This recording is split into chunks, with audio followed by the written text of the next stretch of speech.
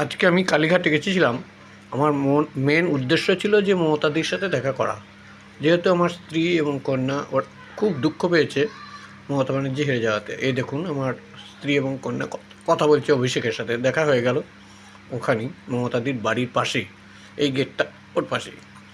আরও অনেকে এসেছে, একজন তো জড়িয়ে ধরে খুব কান্না করছে। ওই দেখুন অভিষেককে কত আদর করে জড়িয়েও কেঁদে ফেলেছে। কিন্তু অভিষেক বলল, খবরদার চোখের জল ফেলবেন না, আপনারা কেউ চোখের জল ফেলবেন না, আমরা আছি, লড়াই করতে হবে, আমাদের লড়াই করে ঘুরে দাঁড়াতে হবে। আগামীকাল হাইকোর্টে কেস উঠবে, সেখানে আপনাদের যেন উপস্থিতি আমরা কামনা করছি। ও কিন্তু বলছিল,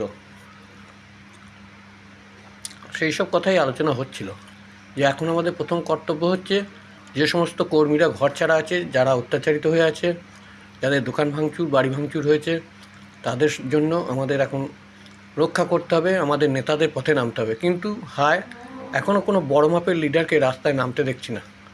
এরা কেন নামছে না সেটা আমরাও বুঝতে পারছি না। এখানে দেখুন সব সাধারণ মানুষ, তারা অভিষেককে জড়িয়ে ধরে আছে। এই একটা ন্যারো রাস্তা, তার মধ্যেও কত লোক, সবাই কিন্তু ওকে বলতে চাইছে যে টিএমসিকে জোর করে হারিয়ে দেওয়া হয়েছে। তোমার পাশে আমরা আছি, এই সান্ত্বনাটা দেওয়ার জন্যই আমাদের যাওয়া, এবং খুব সাকসেসফুল হলো আমাদের মিশন। আমরা ভাগ্যক্রমে অভিষেকের সঙ্গে দেখাও হয়ে গেল।